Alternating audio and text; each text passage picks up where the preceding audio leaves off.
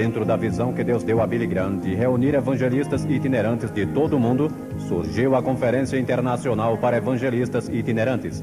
Amsterdã 86 tem como propósito encorajar e incentivar evangelistas de todo o mundo no cumprimento das palavras do apóstolo Paulo a Timóteo: faze o trabalho de evangelista.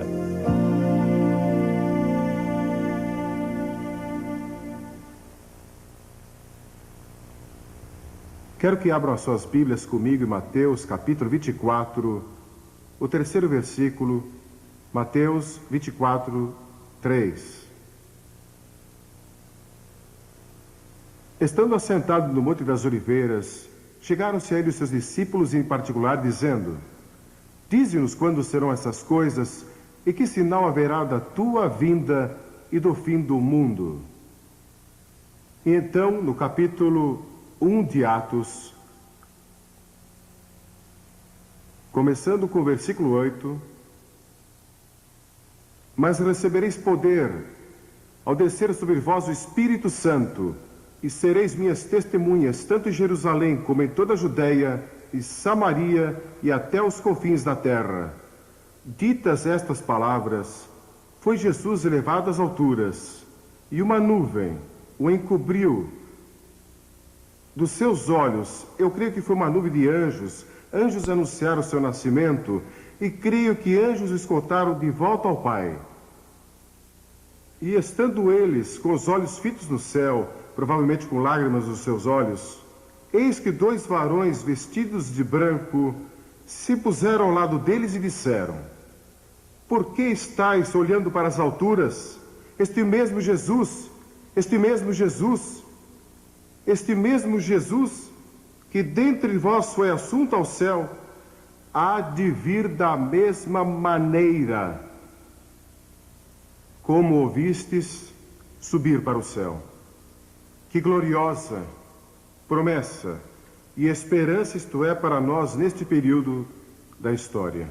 Sabem, quase todas as igrejas que eu conheço ensinam que Jesus vai voltar outra vez. E o mundo secular de hoje, os jornais seculares, estão falando sobre Armagedon.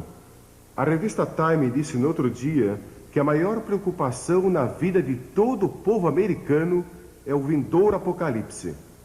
Estão usando a linguagem da Bíblia, estão usando a linguagem do julgamento, estão usando a linguagem do livro da Revelação para descrever as coisas que estão acontecendo hoje.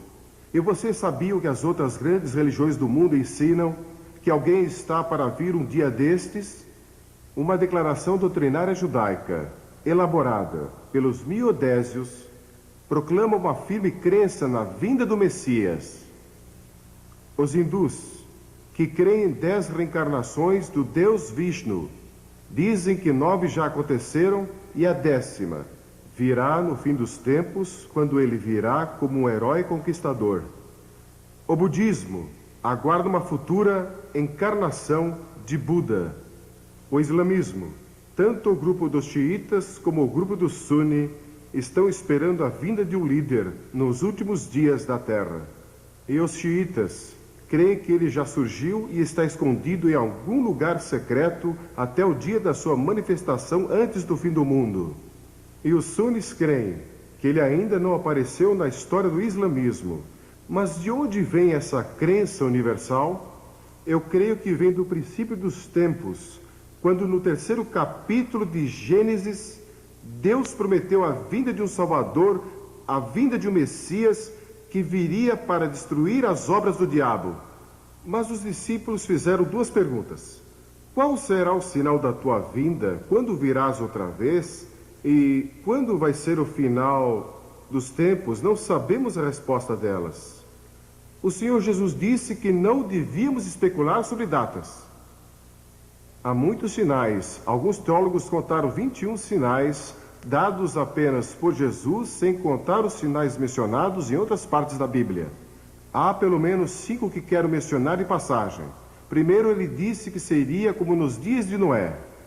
Estariam comendo e bebendo e casando e dando-se casamento, trocando esposas, e que a moralidade estaria no nível muito baixo. Seria como Sodoma e como Gomorra.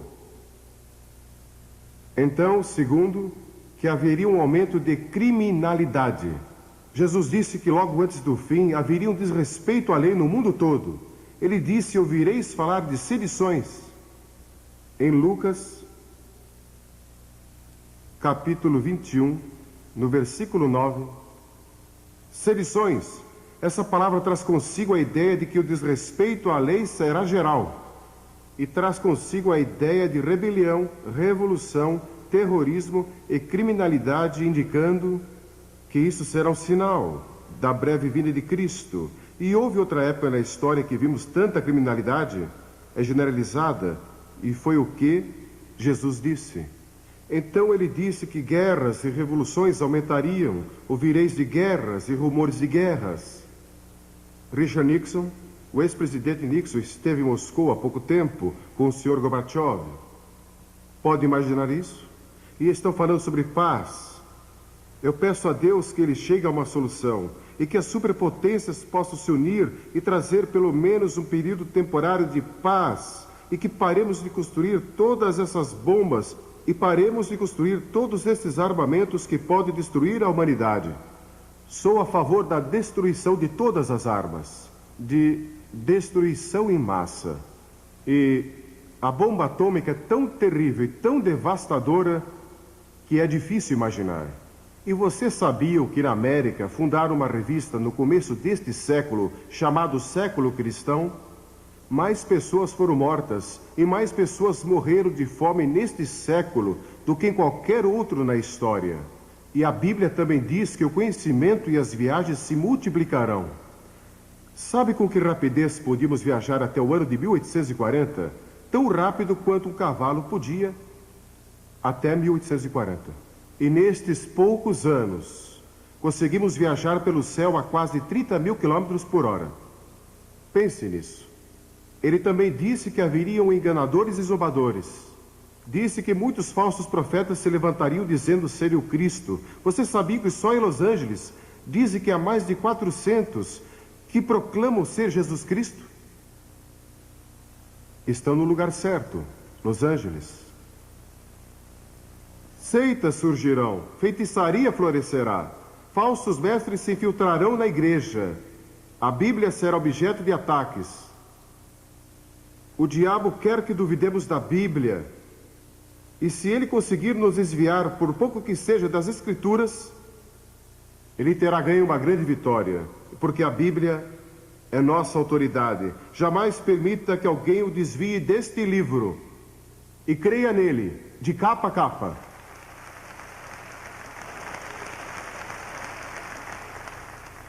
Agora, este mundo tem uma necessidade urgente de liderança. Quem vai acabar com o mal? Quem vai trazer paz a este mundo? A Bíblia diz que pessoas falarão de paz, paz, paz, quando não há paz. Nunca ouvi falar ou li de um momento na história em que a palavra paz foi usada com tanta frequência. Outro sinal que Jesus está para voltar. Um diplomata europeu disse algum tempo atrás que se o diabo pudesse resolver os problemas do mundo, ele seguiria o diabo. E alguns deles já estão seguindo o diabo. Uma menininha estava observando um velho relógio quando devia dar 12 badaladas, e alguma coisa estava errada e deu 13 badaladas. Ela correu para a mãe e disse: "Mamãe, é mais tarde do que nunca foi antes." Bem, quero lhes dizer, é mais tarde do que jamais foi antes. Nunca foi tão tarde antes, mas quero dizer outra coisa. Deus tem um plano. Deus tem um plano. Ele não abandonou este planeta para vaguear pelo espaço como um robô perdido. Filósofos seculares estão perguntando o que é a história afinal? Por que o homem está sobre a Terra? Para onde está indo? Alguns dizem que a história é como uma mosca bêbada com as patas sujas, de tinta fresca, cambaleando através de uma folha de papel. As pegadas não levam a lugar nenhum e não tem qualquer sentido ou nexo. A moderna filosofia hedonista foi descrita como um homem cego, numa sala sem janelas, procurando um gato preto que não está lá. E isto descreve alguns dos nossos estudos atuais. Não tem qualquer ideia do que está acontecendo. Não consegue discernir de forma alguma que Deus tem um propósito. O grande ensino da Bíblia é que Deus não abandonou o mundo. Ele tem um plano. E seu plano é que Jesus Cristo vai voltar e trazer paz e justiça ao nosso mundo. Mas até lá, você e eu temos uma tarefa a cumprir. Nosso Senhor disse: ocupem-se, sejam fiéis até que eu venha. E ele também disse que o Evangelho do Reino será pregado a todas as nações e então virá o fim. O Evangelho vai ser pregado a todo o mundo. E no mundo sem esperança, devemos deixar Amsterdã como uma mensagem de esperança. A Bíblia diz que somos salvos e mantidos pela esperança, e a esperança não confunde. A Bíblia ensina que ele vai voltar entre nuvens, e todo olho o verá. E para nós que o conhecemos como nosso Salvador, vai ser um momento glorioso e emocionante quando Jesus voltar outra vez. E ele vai nos levar consigo se cremos nele e seremos arrebatados. E muitas coisas vão acontecer, mas não vamos falar nisso aqui. Mas para aqueles que rejeitaram, aqueles que rejeitaram Jesus Cristo, vai haver choro e pranto e ranger de dentes. Porque a Bíblia ensina que o inferno existe. Nós não gostamos de pregar sobre isso, nem falar sobre isso, mas está na Bíblia e Jesus falou mais sobre isso que qualquer outro. E se formos fiéis à Bíblia, pregaremos sobre o inferno e o julgamento, avisando o povo. E uma razão porque há tanto pecado no mundo hoje é porque o homem perdeu o medo de que existe um inferno. Devemos ajudar os necessitados, os pobres e oprimidos. Devemos lutar por justiça social. Mas nossa tarefa primordial é proclamar o Evangelho da redenção centralizado na cruz e na ressurreição. Pela primeira vez na história, temos a possibilidade de alcançar todas as nações com o Evangelho de Cristo. Estão sendo alcançadas hoje, todas, praticamente pelo rádio. O Dr. Profride estava falando comigo hoje.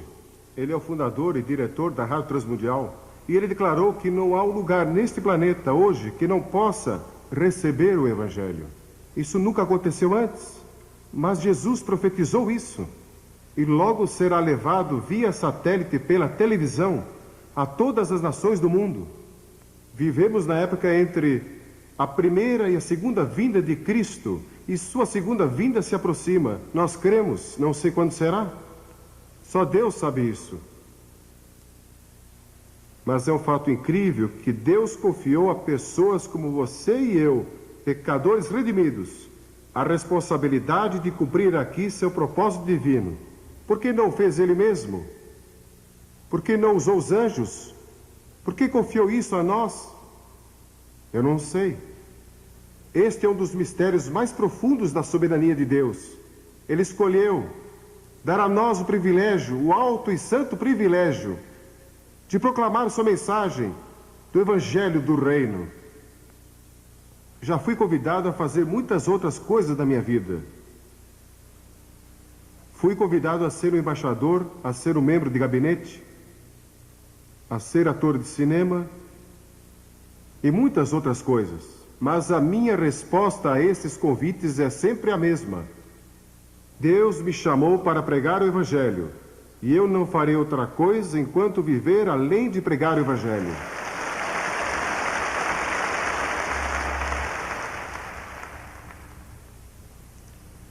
Ele quer que proclamemos a mensagem do Evangelho do Reino. E isso quer dizer que o que estamos fazendo aqui em Amsterdã é mais importante do que o que estão fazendo nas Nações Unidas.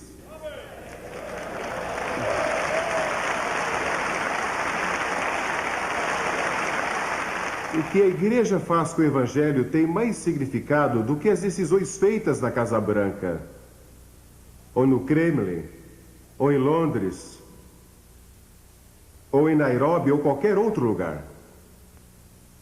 Depois que o Evangelho do Reino for pregado em todas as nações, Jesus disse, então virá o fim.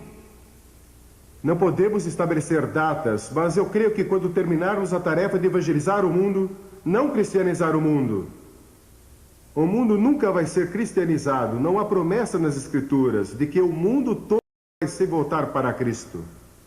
Mas quando evangelizarmos, isso tem algo a ver com a segunda vinda de Cristo. Eu não entendo, mas isso me assombra. É difícil para mim acreditar que Deus confiou tal responsabilidade a nós. E estamos mais próximos de completar essa tarefa do que qualquer outra geração. Para a igreja de Filadélfia, ele escreveu: conheço as tuas obras, eis que tenho posto diante de ti uma porta aberta, a qual ninguém pode fechar. Quero dizer que não há uma porta fechada no mundo que possa permanecer fechada quando Deus resolve abri-la. E não quero dizer que ele a abre para missionários, não digo que ele vai abri-la para que alguns de nós ocidentais vamos pregar e ensinar, ou vocês de outros países. Deus tem sua própria maneira de fazê-lo. Em todas as nações do mundo, eu estava falando com um homem de Nepal, e ele estava me contando sua experiência. Não vou mencionar outros países aqui, porque é um assunto muito delicado e eles podem ter problemas quando voltarem. Precisamos orar por essas pessoas. Mas a palavra de Deus não está presa. Este mundo pecador está às portas do julgamento e do anticristo. Mas Deus nos deu boas novas para proclamar ao mundo. Para estes últimos dias, Ele nos deu poder espiritual e os recursos para levar o Evangelho ao mundo todo. Pense nisso, com o poder pentecostal, o poder do Espírito Santo, e com o rádio e a televisão e literatura e todos esses recursos, podemos alcançar o mundo todo, evangelizar o mundo e apressar a volta do Rei.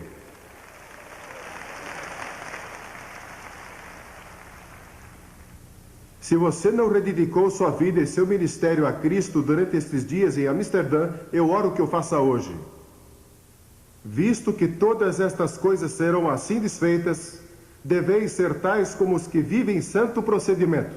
Para o evangelista, vai ser uma vida perigosa. Vai ser uma vida solitária para vocês e suas famílias, em muitas áreas. Vai ser uma vida quebrantada, um evangelista chora pelos perdidos. Talvez tenha que viver em fraqueza, como muitos evangelistas. Muitos evangelistas que são fiéis a Deus, nunca foram muito saudáveis, mas Deus sempre os sustenta. Eu olho para alguns aqui que são fortes e saudáveis, e vocês podem até dormir de pé, encostados a um poste. Eu daria tudo para ser como vocês. Não sou assim. Nunca fui uma pessoa muito forte. Minha esposa é forte. É mesmo.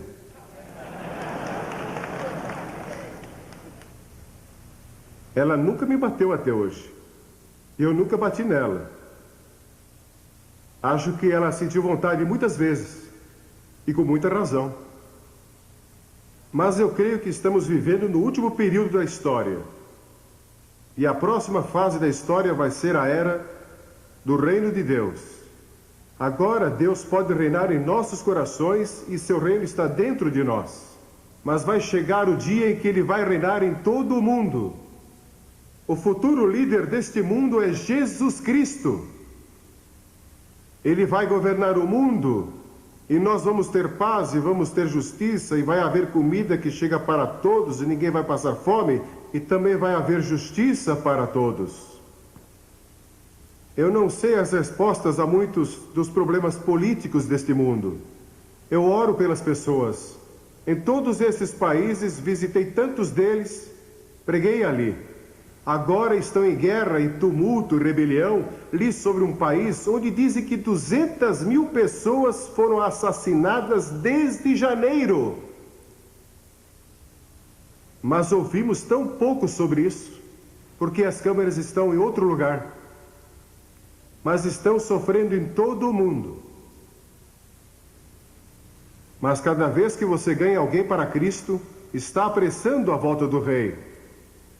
Um dia a Bíblia diz, veremos o Filho do Homem voltando entre as nuvens do céu com grande poder e grande glória. E fiquem sabendo que não há poder militar neste mundo, nem bomba atômica ou de hidrogênio que possa enfrentá-lo quando ele vier.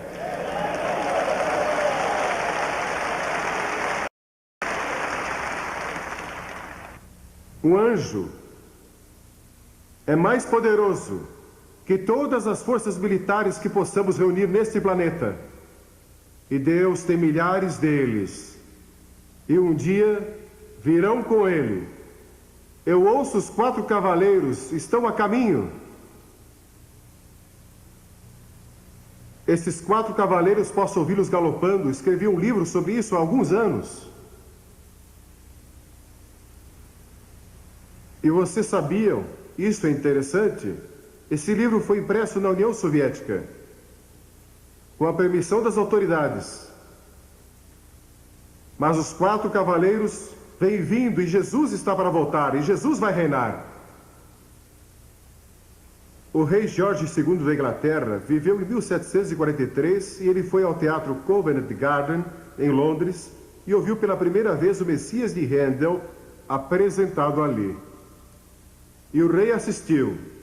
E quando ele ouviu o coro do Aleluia e ouviu as palavras Rei dos Reis, Senhor dos Senhores, Aleluia, Aleluia, ele vai reinar por toda a eternidade, o rei se levantou.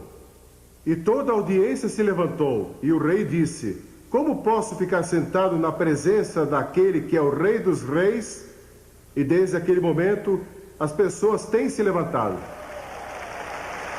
Que dia vai ser quando Cristo, que é a nossa vida, voltar? Então você vai aparecer com Ele em glória.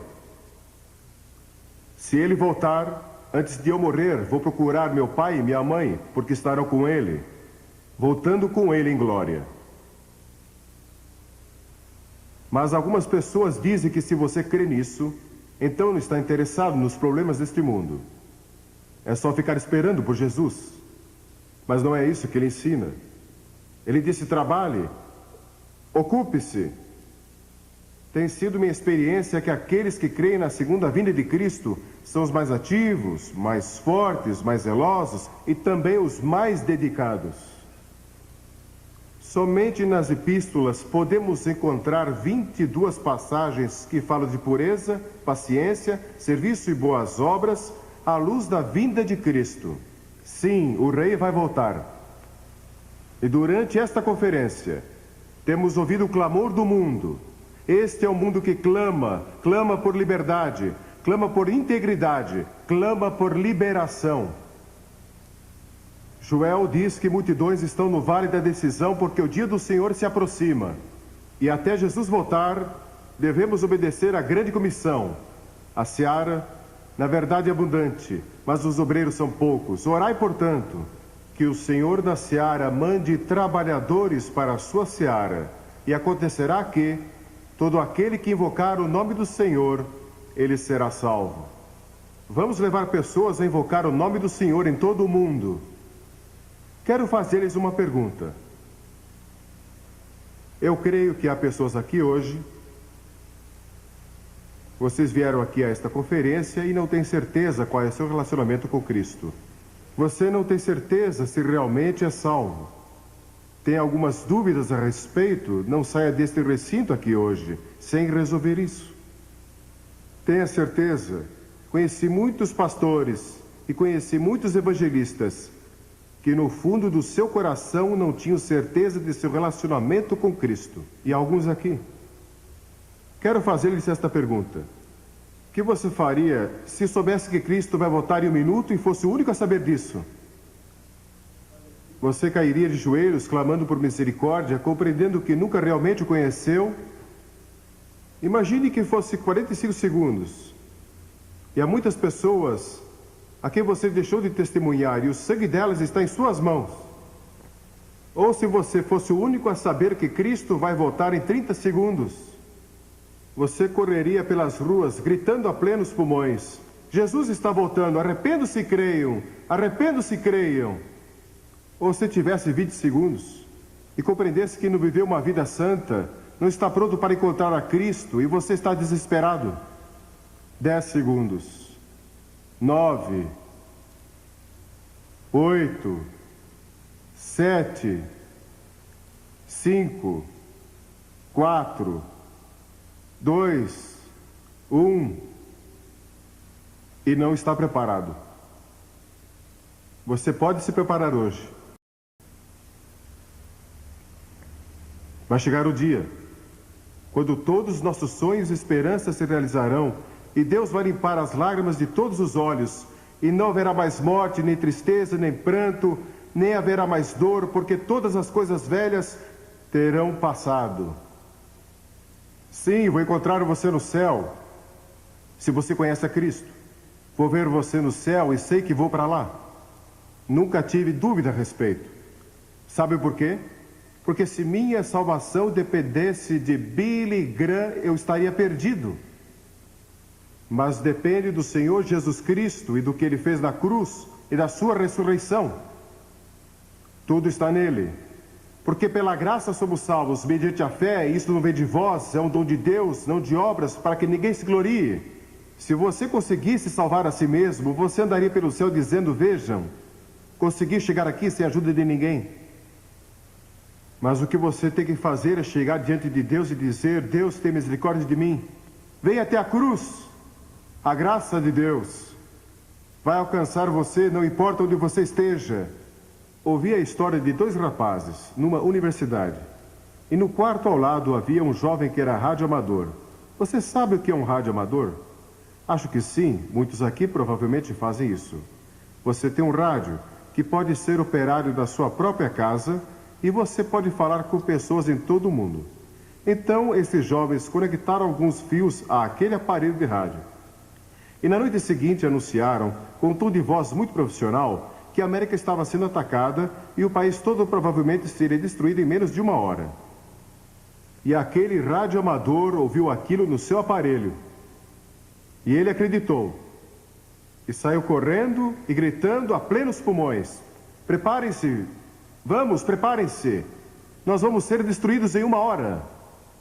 E sem os seus sapatos, vestido apenas com um short, ele correu até o dormitório das meninas e gritou em alta voz, preparem-se! O mundo vai acabar para nós em menos de 1 hora.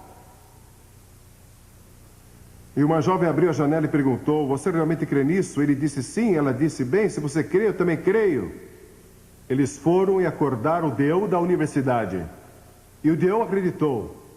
Então ele acordou o presidente da universidade e ele acreditou. E quando faltavam cerca de 20 minutos para a hora marcada, eles estavam todos orando. Porque aquele jovem estava disposto a ser ridicularizado para comunicar a mensagem. Porque um homem creu. Ele conseguiu convencer toda uma universidade. Ele acreditou naquela mensagem falsa. Milhões hoje estão crendo em mensagens falsas. Nós temos a mensagem verdadeira, a palavra de Deus, o Evangelho de Jesus Cristo, mas nós cremos nele. Acreditamos nele.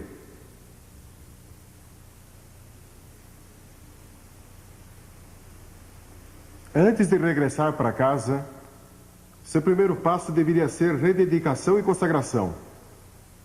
Quando D.L. Moody visitou a Inglaterra, ele conheceu Henry Varley, um açougueiro convertido.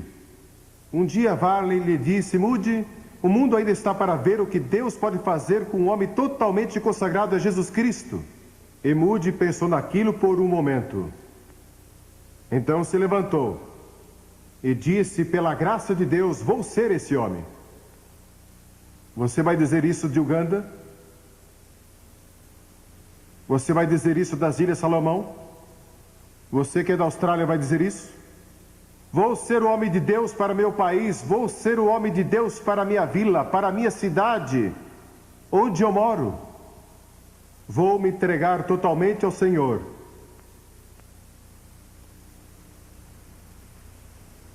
Você já fez isso? Vou pedir que todos curvem a cabeça em oração.